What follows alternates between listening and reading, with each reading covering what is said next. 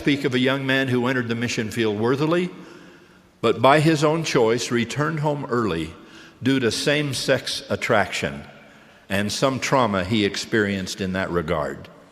He was still worthy, but his faith was at crisis level.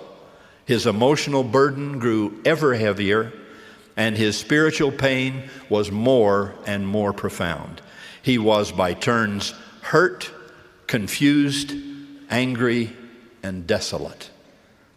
His mission president, his stake president, his bishop spent countless hours searching and weeping and blessing him as they held on to him.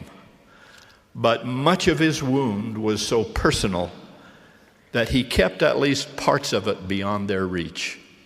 But his very demanding employment circumstance meant that often the long, dark nights of the soul were faced by just this boy and his mother.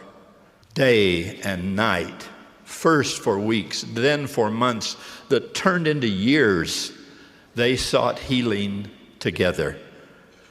Through periods of bitterness, mostly his, but sometimes hers, and unending fear, mostly hers, but sometimes his, she bore.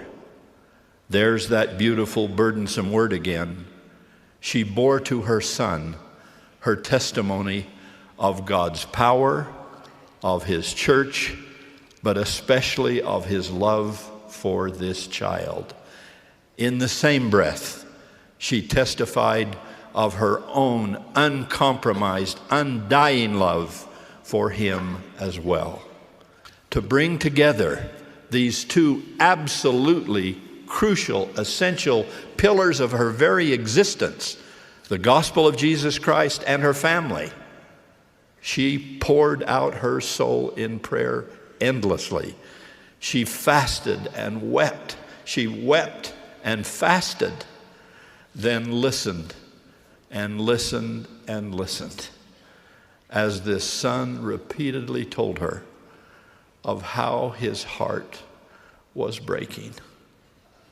Thus, she carried him again, only this time it was not for 9 months. This time, she thought that laboring through the battered landscape of his despair would take forever. But with the grace of God, her own tenacity, and the help of scores of church leaders, friends, family members,